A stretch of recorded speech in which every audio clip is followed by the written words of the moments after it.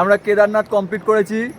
আমাদের মধ্যে একজন আছেন, তাদের অভিজ্ঞতা সম্পর্কে জানতে চাই। আমরা একজন নয়, 4 জন আছি এখনো পর্যন্ত। আমাদের প্রথম তীর্থযাত্রী অভিষেক সাউ, তার বক্তৃতা বলুন দাদা। খুব সুন্দর জার্নি হয়েছে, খুব কষ্ট করে হয়েছে, ধন্যবাদ। না কেমন হয়েছে? খুব কষ্ট। শরীরে কোনো ক্লান্তি ক্লান্তি নেই, কষ্ট হয় না? কোথায় কোথায় লাগছে? কোন কোন জায়গায় ব্যথা? হাঁটুতে আর সেটাতে। আর অন্য যাওয়া কষ্ট? দিনে দামনাতে। এবার এবার এবার বলতে চান শুভজিৎ বোস। নমস্কার। কষ্ট মানে ভালোই কষ্ট। আমার জুতোটা ছোট হয়ে গেছে, আমার দুটো আঙুল মুড়ে আছে, খুব যন্ত্রণা হচ্ছে, দুবার পা মুচকে গেছে, রাস্তা খুবই খারাপ, আর কিছু তাহলে বলার নেই। অনেক আপনি কি পরিবারের লোককে নিয়ে আসতে চান? আমি পরিবারের লোককে নিয়ে আসবো, কিন্তু ঘোড়ায় নিয়ে যাবো। আপনি আপনি আমি ভগবান ক্ষমতা দিলে হেলিকপ্টারে নিয়ে আসবো, নাহলে পালকিতে নিয়ে যাবো, ঘোড়াতেও না, ডুলিতেও। এবার এবার আমাদের মধ্যে আসছেন সৌম্য। Junior one. বলো।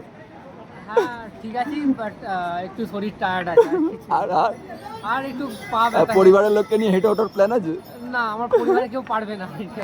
যদি আমার সামর্থ্য হয় আমি হেলিকপ্টার বুক করবো। এবার আমি নিজেই বলছি, আমি বাবার, আমারও কষ্ট হয়েছে, হাঁটুতে লাগা অবস্থায় আমি উঠেছি। তাও বলছি যে আসবে নিজের রিক্সে আসবে। আর বুলান তুই যেন আসিস জীবনে কোনোদিন।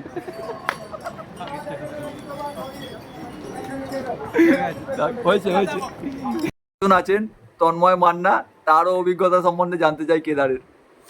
আমি ঠিকই ছিলাম, আমার লাস্ট 5 কিলোমিটার খুবই কষ্ট হয়েছে, মানে কি বলবো, পায়ের কিছু ছিল না, কিন্তু মন্দিরে যেতে সব ঠিক হয়ে গেছে। আমি মানে আবার নেক্সট বার আসতে চাই। আর বাড়ির লোককে নিয়ে হেঁটে ওঠার প্ল্যান আছে? না, বাড়ির লোক প্লেনে যাবে, কারণ যা কষ্ট তাদেরকে আমি দিতে চাই না। আমি হেঁটে যাব, তাদেরকে প্লেনে করে পাঠাবো। আর এখানকার জাতীয় খাবার আলুর পরোটা। আলু পরোটা খুবই মানে খাবো না জীবনে, আমি ঘরেও খাবো না। আমি একমাত্র খেতে চাই ওখানে ওই শসা, ছোলা সেদ্ধ, এইগুলোই ভালো, আর কিছু না। ঠিক আছে, তাহলে কেদারের অভিজ্ঞতা কেমন? ভালো। ঠিক আছে। আবার